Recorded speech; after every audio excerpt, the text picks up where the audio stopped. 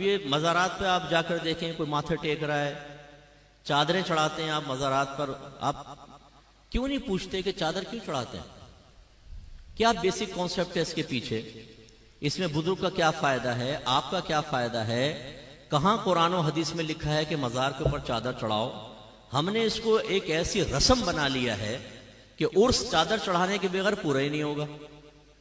हर शख्स चादरों की मन्नत मान रहा है कि जी मेरा काम हो गया तो मैं फुला मजार पे चादर चढ़ाऊंगा। भाई क्यों मान रहे हो मन्नत, जरा बताओ तो सही ना।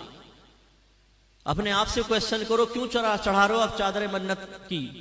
इसमें कौन किसने मन्नत मानी थी? नबी ने मानी थी, सहाबा ने तस्वुर दिया मजार पे चादर चढ़ाने का। कहां से आया ये?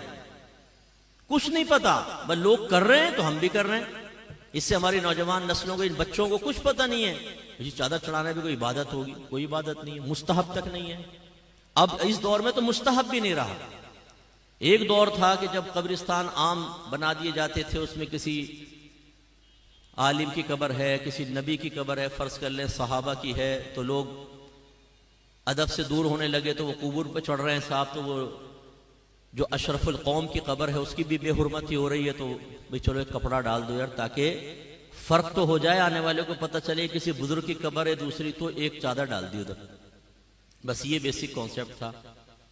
फिर बाद में जब बुजुर्ग आने दिन फौत होने लगे तो लोग जैसे आकर फातिहा वगैरह पढ़ रहे हैं, बैठ के कुरान पढ़ रहे हैं, धूप पड़ रही है, तो इरादा किया कि भाई कुब्बा बना दिया जाए कि इमारत साहिब मज़ार के लिए, ताकि लोग आके उसके साए में आराम से पढ़ सकें। और खास तौर पे जब साल गुजरता था, जिसको हम आजकल उर्स कहते हैं, तो फिर लोग आएंगे, बैठेंगे, कसीर तादाद होती है कि चलो भाई फिर एक इमारत बन गई। जब इमारत बन गई तो जो आम कबूर से इम्तियाज कायम करना था वो इमारत के जरिए हासिल हो गया। अब चादर की तो जरूरत ही खत्म हो गई। लेकिन सुन्नी को तो एक नया मशगला चाहिए। जो नया मशगला शुरू हो जाए उसको कभी नहीं छोड़ेगा, असली दीन को घर में दाखिल नहीं होने देगा। उन्होंने कहा भाई कुब्बा बन गया, अभी चादर की रस्म तो चले। वो चल पड़ी साहब रस्म। अच्छा, पहले चादरें डालते थे मोटी, क्योंकि ये रेशमी और बारीक कपड़े तो ईजाद नहीं हुए थे, वो हाथों से बुने हुए कपड़े। उसमें ये होता था कि किसी ने 2 चादरें डाल दी तो एक साहिब मज़ार की तरफ से सदका कर दी, एक पड़ी हुई माँ बहन इम्तियाज के लिए, फर्क करने के लिए। बाकी एक नहीं थी रस्में पहले। अब सूरत हाल ये जो मज़ार पे चादर डलती है, जरा देख लें आप। एक तो पहले उसमें पूरा लिखा होता है कलमा पाक या आयतल कुर्सी, कि आप उसे किसी और काम में इस्तेमाल ही नहीं कर सकते।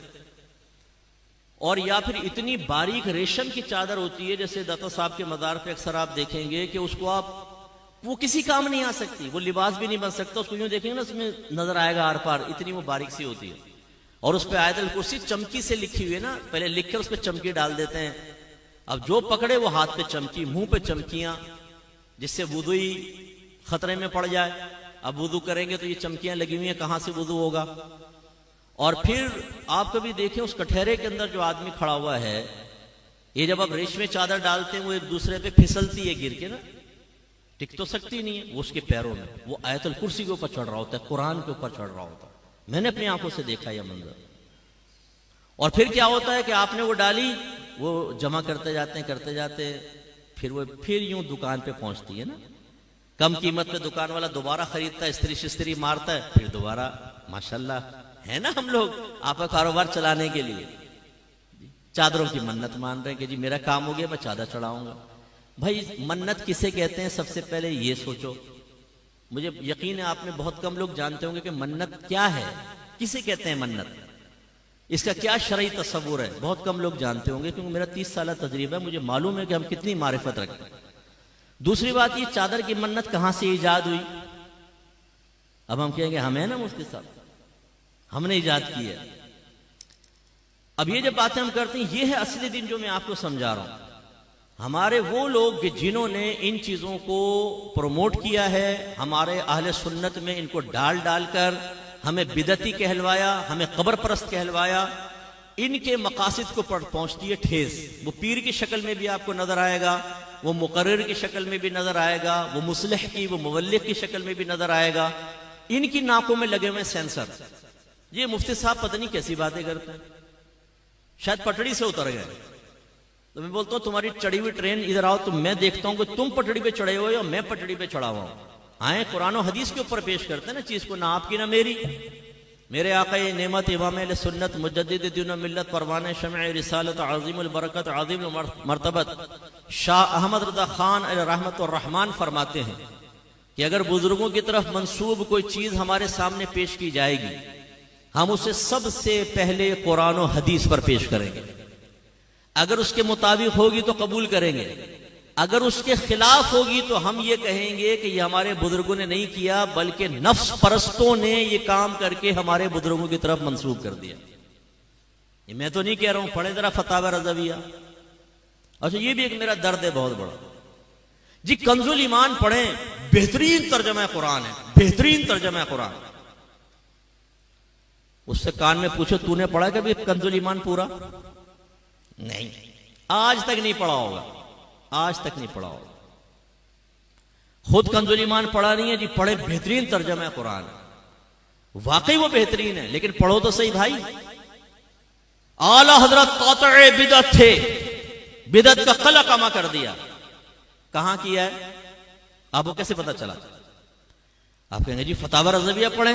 अच्छा, तुमने पढ़ा है? आप में से बहुत से ऐसे होंगे जिन्होंने आज तक फतावा रज़विया को हाथ में लेकर नहीं देखा होगा, शक्ल ही नहीं देखी होगी फतावा रज़विया की कि कुछ है ये भी।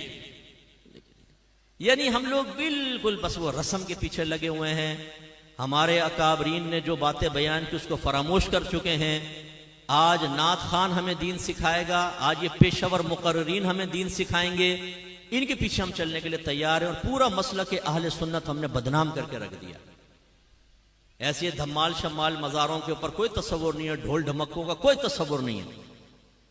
आपको अगर बिठाकर आपके कान के पास धन धन धन धन ढोल बजाया जाए, बताएं आप खुश होंगे कि तकलीफ होगी? जोर से बोलें। और आप साहिब मज़ार के पास दम धड़म दम दम धड़म दम दम धड़म दम